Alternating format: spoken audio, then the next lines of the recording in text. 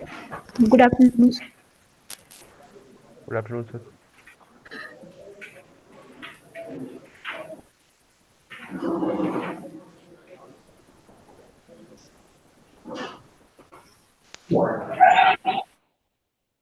Okay, तो last session में जितने हुक्स कंप्लीट किए थे वो सभी के हो गए। Use state, use effect, use context.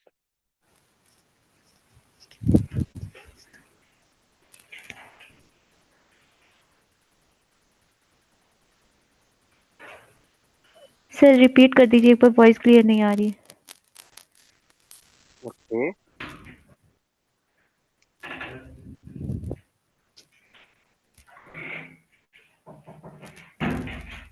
Okay, जितने हमने हुक्स पढ़े हैं अभी तक वो सभी के कंप्लीट है। Use state, use effect and use context. No sir, मेरे नहीं है, मैं यूज इफेक्ट से नहीं ली। वाई किशन? एग्जाम चल रहे थे, सो रीजन यही था कि क्लास अटेंड नहीं कर पाया। एक्चुअली एग्जाम क्लास फिनिश हो गया तो सर स्टार्ट करूंगा। लास्ट 4 to 5 days से लगी नहीं है। 10 यस डेज। सर, बट अभी तो एग्जाम 21 को फिनिश हुआ है। ओके, तो वीडियोस अवेलेबल है इसके? Yes sir.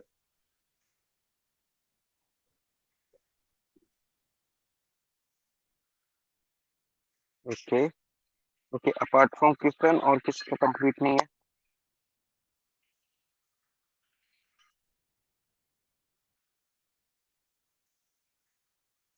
प्रांशु बघेल। प्रांशु, आपका क्या रीजन है?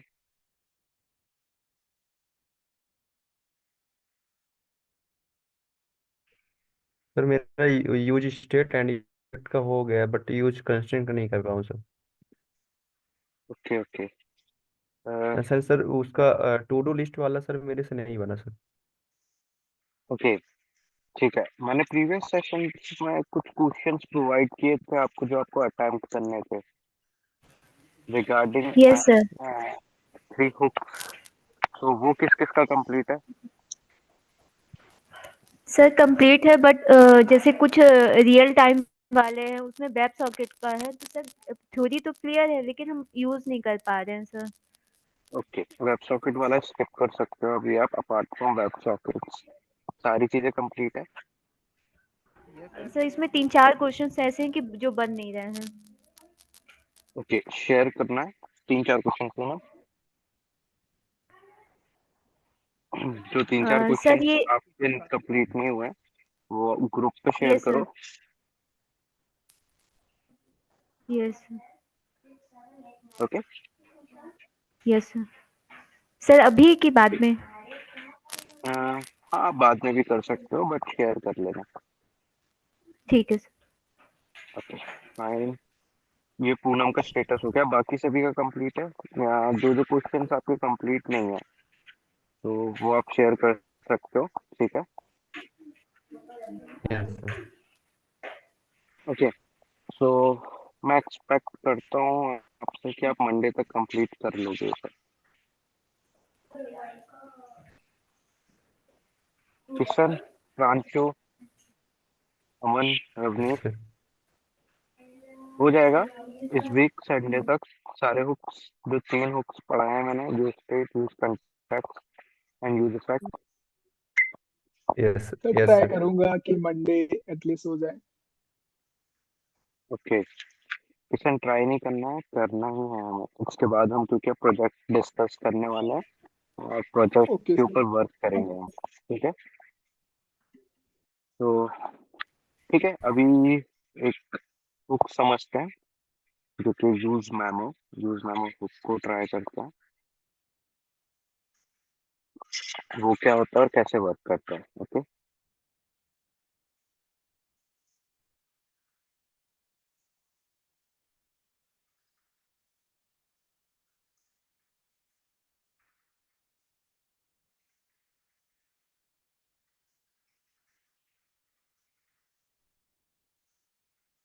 ओके, तो जो यूज मैमो बुक, किसी को आइडिया है कुछ भी कि कैसे वर्क करता है?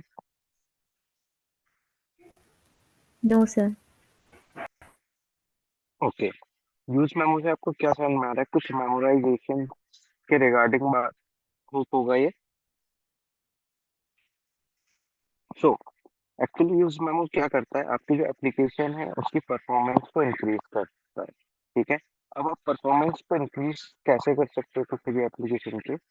उसके मल्टीपल सिनेरियोस रहते हैं। सबसे फर्स्ट रहता है कि आप उसके लॉजिक्स को, ठीक है, कम करो। ठीक है, जो डुप्लीकेट कोड है उसे कम करो, तो यहाँ से परफॉर्मेंस आपकी इंक्रीज होगी। ठीक है, फंक्शंस क्रिएट करो ऐसे जो कि मल्टीपल सिनेरियोस पे वर्क करे, इससे आपकी परफॉर्मेंस इंक्रीज होगी। थ्रेड्स मैनेज करो, यूजर मैनेज करो, इससे आपकी परफॉर्मेंस मैनेज होगी, इंक्रीज होगी। ठीक है, सो परफॉर्मेंस इंक्रीज करने के लिए रिएक्ट के अंदर एक हुक होता है यूज मेमो, जो कि क्या करता है, आपके पर्टिकुलर किसी भी फंक्शन को मेमोराइज करके रखता है अपने कैचे में, और अगर पर्टिकुलर वही वैल्यू आती है तो वो उसको रिटर्न कर देता है। ठीक है, अब एक एग्जांपल के थ्रू समझे अगर आप कोई, तो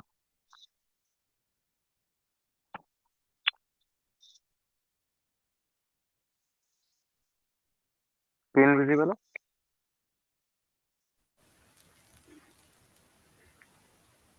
नो सर। स्क्रीन विजिबल है? No sir. No sir. अब है? Yes sir.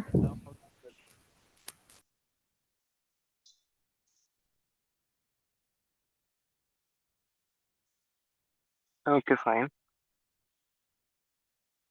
तो अगर मैं यहाँ पे आता हूँ, ठीक है, ये हमने लास्ट सेशन में देखा था यूज कंटेक्स्ट का एग्जांपल। यूज कंटेक्स्ट के एग्जांपल में हमने देखा था कि हम प्रॉप्स को कैसे पास कर सकते हैं directly one child, directly parent to any child. Okay, ये यहाँ तक क्लियर हो गया था सभी को?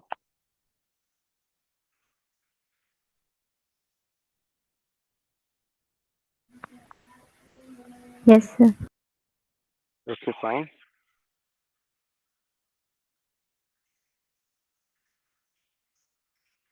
ओके,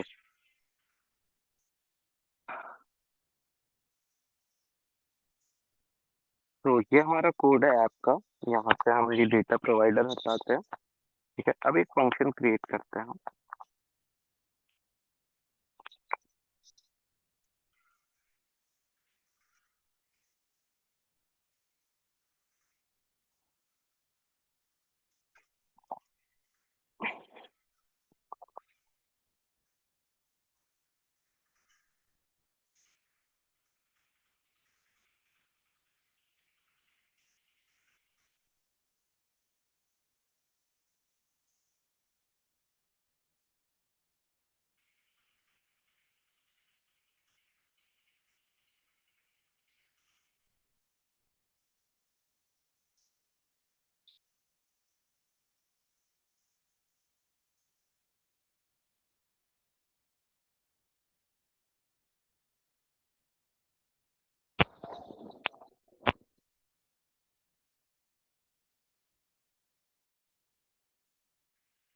ओके, तो यहाँ पे हमने क्या किया, एक फंक्शन क्रिएट किया है ऐड नेम से। अगर हमें हम एक यूजर है, ठीक है, अब हम ऐड को कॉल करेंगे, फंक्शन को कॉल करते हैं ऐड। और यहाँ पे हमने एज आर्गुमेंट 5,5 किया। ठीक है, तो ये फंक्शन क्या करेगा हमारा,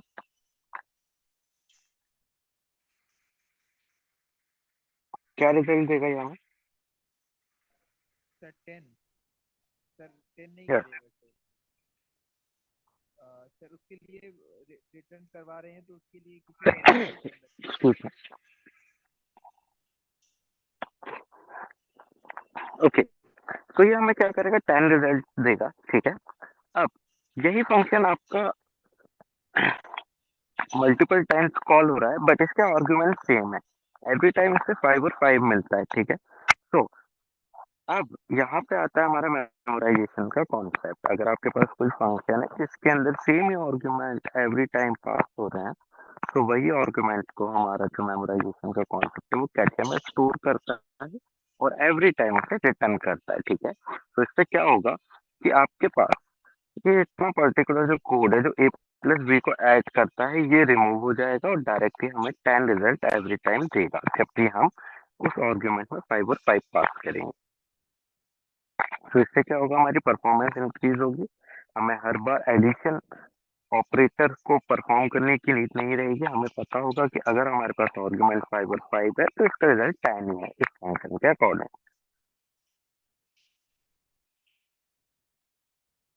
ये समझ में आया?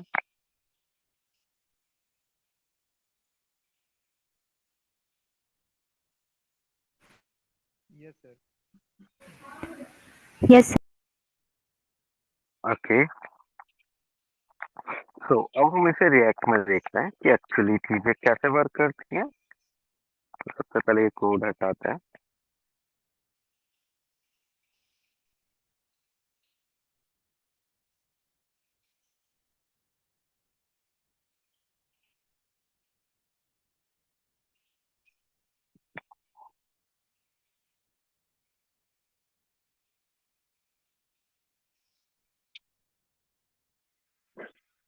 यहाँ पे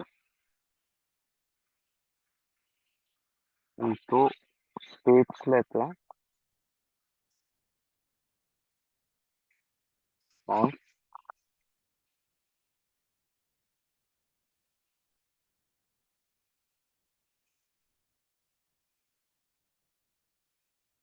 ऐड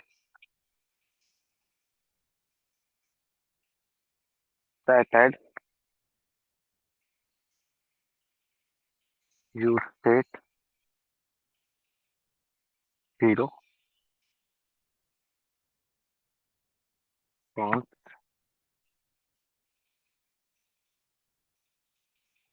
सबट्रैक्ट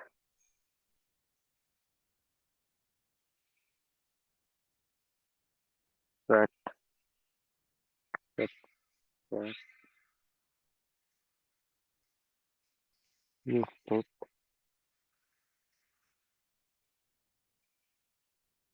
100। ओके, यहाँ पे क्या है, ये दो स्टेट्स है। ठीक है, तो हमें क्या करना है, इसमें दिखाना है। ठीक है,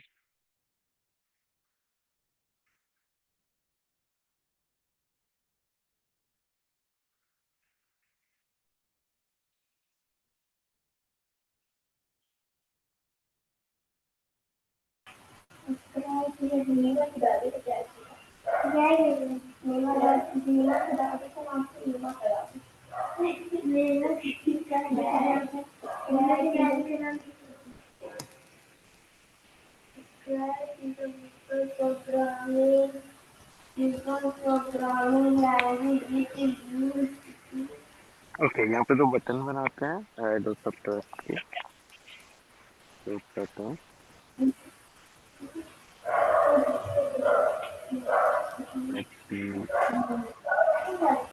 एडिशन,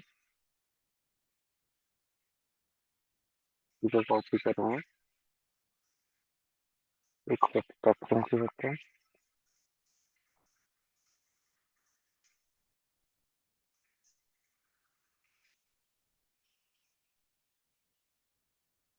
यहाँ पे हम दोनों वैल्यूज को दिखाते हैं ऐड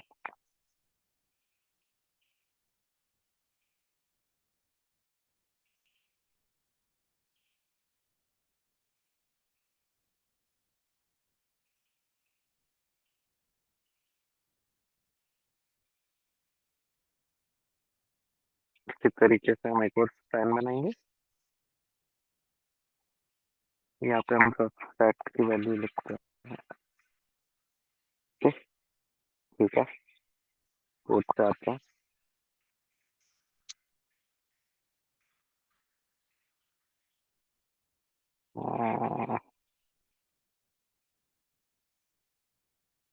ये adding 0, addition 0, subtraction 1000। Okay,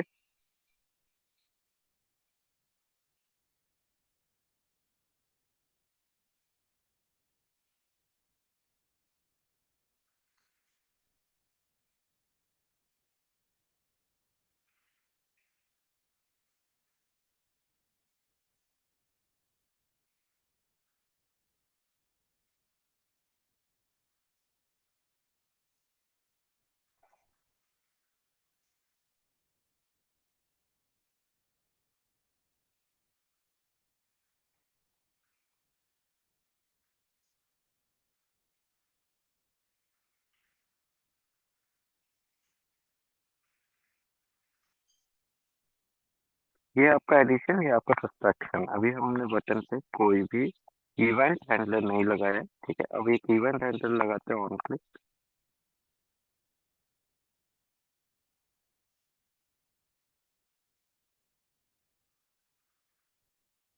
on click के अंदर हम सेट ऐप को कॉल करते हैं और ऐड +1 करेंगे। सेम सिनेरियो हमारा सब्ट्रैक्शन के लिए रहेगा, बट वहाँ पर एडिशन की क्या करेंगे, मल्टीप्लिकेशन करेंगे। को रिमूव करते हैं, सब्ट्रैक्ट -1।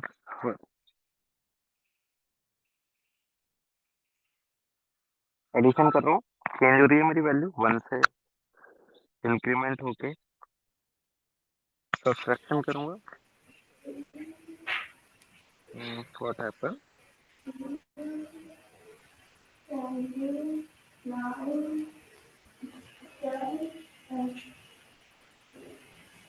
ओके। मैंने सब्ट्रैक्शन की जगह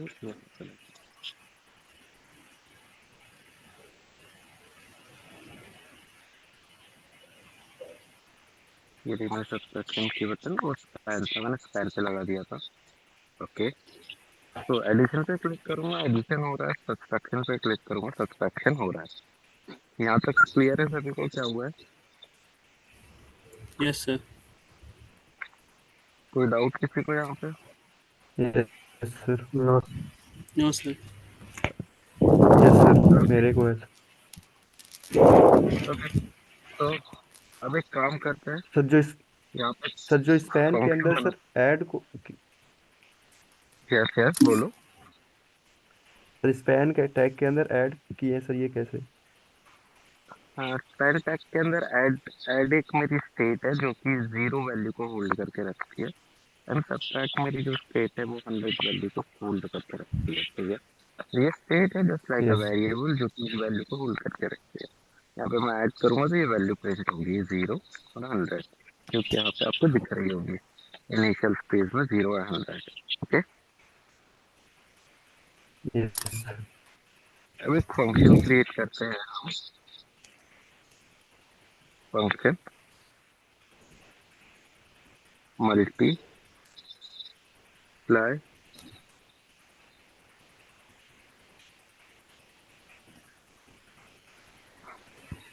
फंक्शन डायरेक्ट है, यहीं से स्टार्ट कर देंगे। एरो फंक्शन नहीं है, नॉर्मल फंक्शन है। ओके, तो ये हमारा फंक्शन है। यहाँ पे हमें कंसोल लगाते हैं, कंसोल डॉट लॉग मल्टीप्लाई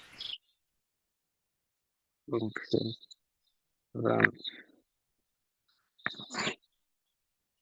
यहाँ पे हम करते हैं कि हम ऐड को कर देते हैं रिटर्न ऐड इनटू 10, ठीक है। तो ऐड इनटू 10 हमने कर दिया यहाँ पे। अब यहाँ पे एक एचटीएमएल टैग लेते हैं और उसके अंदर कॉल करा देते हैं हम किसको, मल्टीप्लाई को। तो अब देखते हैं हम, मल्टीप्लाई में अभी कुछ भी नहीं दिख रहा है।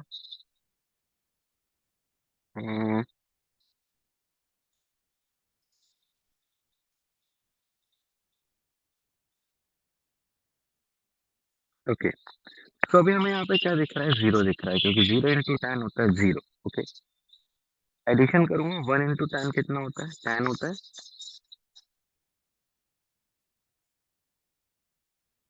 2 × 10 होता है 20, 3 × 10 होता है 30।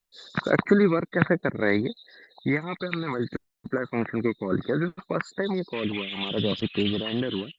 तो ऐड के अंदर क्या वैल्यू थी, 0, तो इसने हमें क्या दिया, 0 रिजल्ट दिया फर्स्ट टाइम में। सेकेंड टाइम में जब हमने इसे कब कॉल किया, जब हमने ऐड की वैल्यू को इंक्रीज किया। सभी को पता है अगर स्टेट में कोई भी चेंजेस होते हैं तो हमारा जो कंपोनेंट है वो रीरेंडर होता है।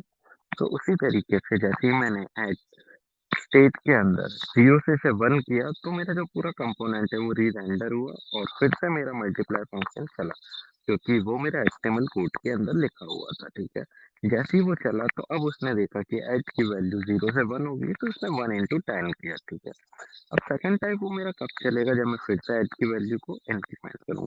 तो ऐड को मैंने जैसे ही किया 1 से 2, तो फिर से मेरा कंपोनेंट री रेंडर हुआ और यहाँ पे मल्टीप्लाई वाला फंक्शन चला मेरा फिर से, और उसने मुझे 20 करके दिया। अब मैं यहाँ से फिर से स्टार्ट करता हूँ।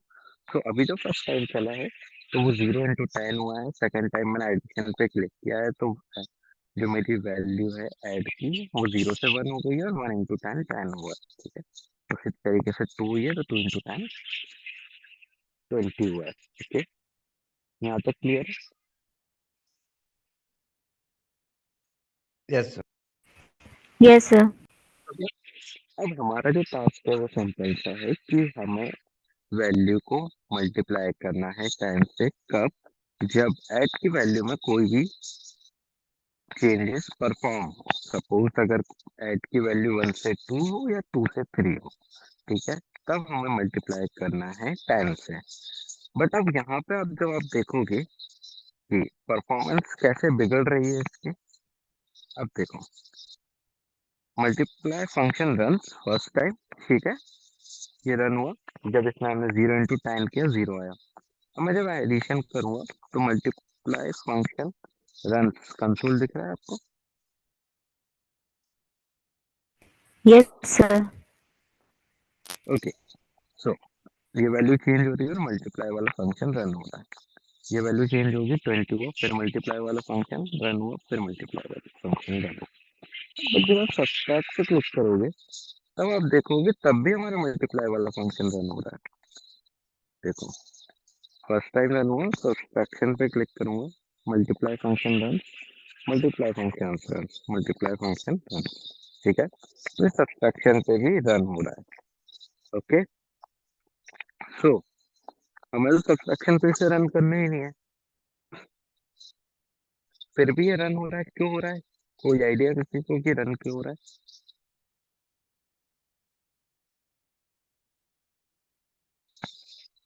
No sir. है?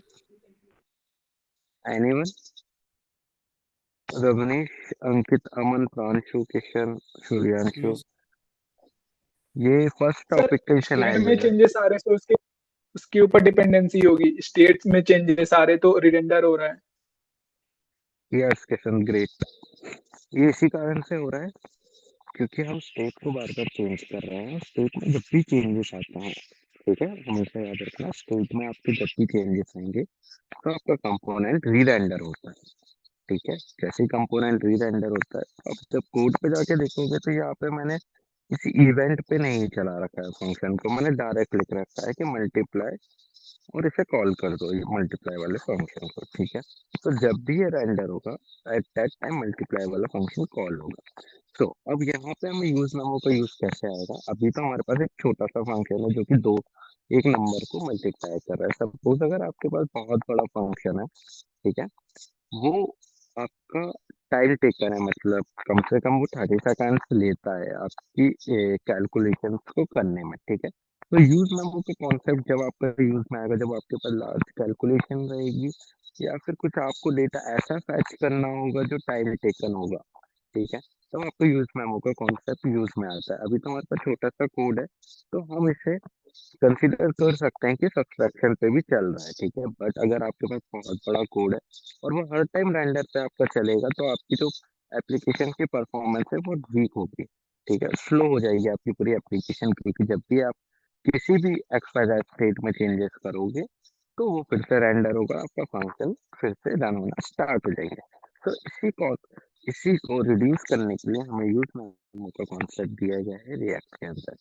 ठीक है, अब हम एक काम करते हैं, हम इस प्रॉब्लम को यूज मेमो से रिजॉल्व करने का ट्राई करते हैं। ओके, तो सबसे पहले हमें क्या करना है, हमें एक यूज मेमो का फंक्शन बनाना है। ठीक है,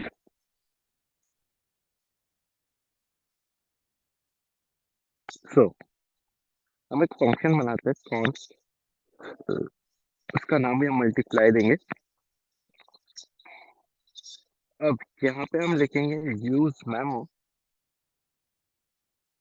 ये हमने लिखा यूज मेमो। अब हम इसके अंदर हमारे वाला फंक्शन डालेंगे पूरा।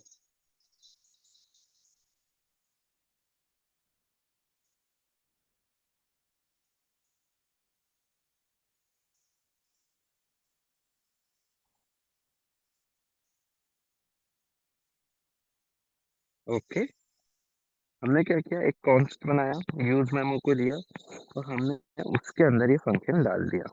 ठीक है, अब हमें अगर इसे कॉल कराना है तो हम सीधे लिखेंगे मल्टीप्लिकेशन।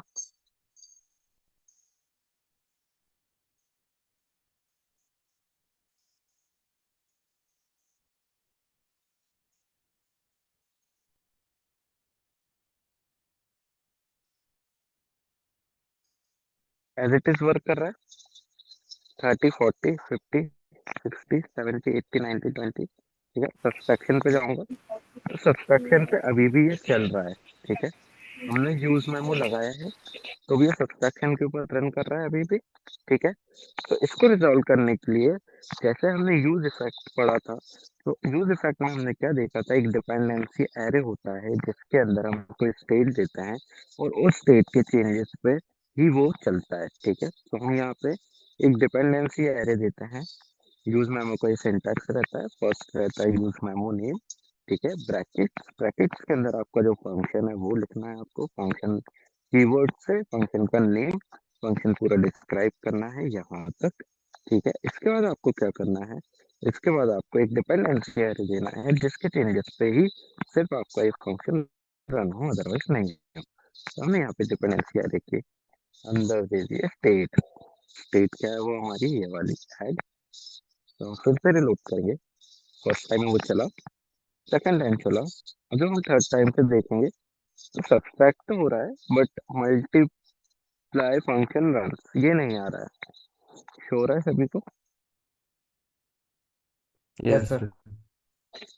ओके, तो हमने क्या किया है, यहाँ पे मेमोराइज कर दिया है कि अगर ऐड में कोई चेंजेस होता है तभी ये फंक्शन रन होगा, अदरवाइज ये फंक्शन रन नहीं होगा।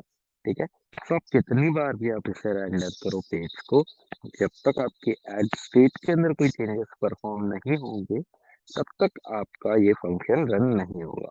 तो ये कॉन्सेप्ट होता है हमारा यूज मेमो का, जो कि मेमोराइज करता है पर्टिकुलर चीजों को।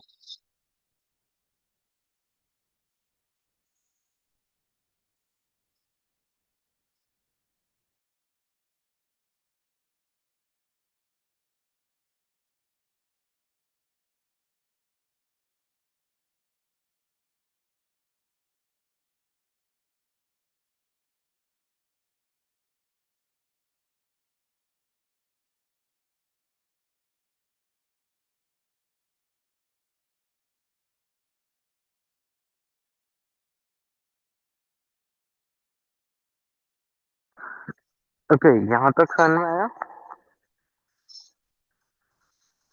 Yes sir. Yes. Ankit, Aman, Suryanshu, Poonam, Rajneesh, कोई डाउट है इसमें? No sir. नो सर अभी। ओके फाइन, तो ये होता है पूरा यूज मेमो। इसके ऊपर आपको प्रैक्टिस करनी है, यूज मेमो को का कोड चेक करना है। ठीक है, इसका सबसे पहले आपको लिखनी है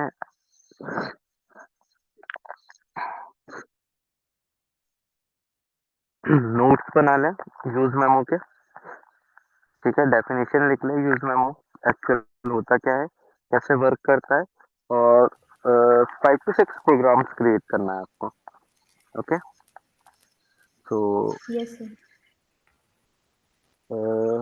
कल मॉर्निंग में बिफोर 2 PM 5 क्वेश्चन आपके कंप्लीट होने चाहिए यूज मेमो के। Okay okay sir. Okay fine, and one more thing, तो अब हमारे अप्रोक्स सारे हुक्स हो गए, 2 हुक्स बचे हैं, use ref and one of एक और कोई हुक बचा हुआ है। ठीक है, तो वो हमें पढ़ना है, तो हमारा फंक्शन कंप्लीट हो जाएंगे। क्लास के कुछ टॉपिक्स रहेंगे एक दो, वो हमें कवर करने होंगे। ठीक है, प्लस हमें अब प्रोजेक्ट के ऊपर शिफ्ट होना है, तो एवरीवन अपने अपने आइडियाज लेके आएंगे। ठीक है, कि हम किस प्रोजेक्ट उसके ऊपर वर्क कर सकते हैं फ्रंट हैंड साइड पे। ओके, क्लियर है? सब अपने अपने आइडियाज लेके आएंगे। जस्ट लाइक हम ई कॉमर्स वेबसाइट बना सकते हैं, हम होटल बुकिंग की कोई वेबसाइट बना सकते हैं, ठीक है? हम यूजर मैनेजमेंट बना सकते हैं जैसे हम कॉलेज में बनाते हैं। जस्ट लाइक दिस आप अपने अपने आइडियाज लेके आ सकते हो कि एक्चुअली हमें क्या एप्लीकेशन बनानी है, और उसका लेआउट आपके माइंड में क्लियर होना चाहिए। क्लियर है कि उसकी क्या फंक्शनैलिटीज रहेंगी? Yes sir. Okay sir. Okay, तो ओके मे भी हम कल डिस्कस करेंगे कि अब हमें लाइव प्रोजेक्ट पे वर्क करना है तो हमें क्या करना होगा, कौन सा प्रोजेक्ट रहेगा। तो अभी मेरे दिमाग में एक प्रोजेक्ट है कि हम जीमेल का क्लोन बना सकते हैं। जीमेल सभी ने यूज किया है। Yes sir. Yes sir. Gmail में क्या होता है, नॉर्मली हम लॉगिन करते हैं और हमारे मेल्स हमें दिखने लगते हैं, ठीक है? हम उन मेल्स को edit, delete, send, draft, labels, ये सारी चीजें कर सकते हैं। Yes so I have one idea कि हम जीमेल का क्लोन क्रिएट कर सकते हैं लाइक दिस। मेरे पास फंक्शनैलिटीज भी हैं अभी उसके, कि यूजर का सबसे पहले हमें लॉगिन बनाना है। फिर लॉगिन बनाने के बाद हमें उसे फंक्शनैलिटीज जो प्रोवाइड करानी है वो हमें करानी है। Compose email, inbox, draft, send, delete email, archive email, reply email and forward email. ये कुछ फंक्शनैलिटीज हमें उसे प्रोवाइड करानी होगी। ओके, तो यस ये आपको एक एग्जांपल बताया मैंने कि आइडियाज कैसे होंगे।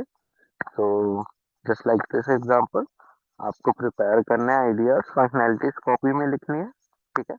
अगर आप कोई वेबसाइट आइडिया के थ्रू लेके आते हो तो, ठीक है? फिर जो भी बेस्ट रहेगा हम उसके ऊपर वर्क करना स्टार्ट कर देंगे। Okay sir. Okay okay, sir. तो इस वीक में जिसके भी हुक्स प्रीवियस वाले कंप्लीट नहीं हुए हैं वो सारे कंप्लीट कर लें। और आज जो मैंने हुक पढ़ा है वो कल 2 PM से पहले इसे भी आपको कंप्लीट करना है। Okay okay sir. ओके, और जो भी आपके डाउट्स है वो भी आपको शेयर करने होंगे क्योंकि हम प्रोजेक्ट स्टार्ट करेंगे। देन फिर आप पुराने डाउट्स लेके आओगे एंड आप जो नए कॉन्सेप्ट है उसको समझ नहीं पाओगे। ओके, तो जो भी डाउट्स है जिस भी टॉपिक में अभी तक जितना भी हो गया है कोई भी डाउट है वो शेयर कर लेना। Okay okay sir. Okay. Okay, I am done from my side. Now I am leaving guys. Good bye bye. Thank you. Thank you sir.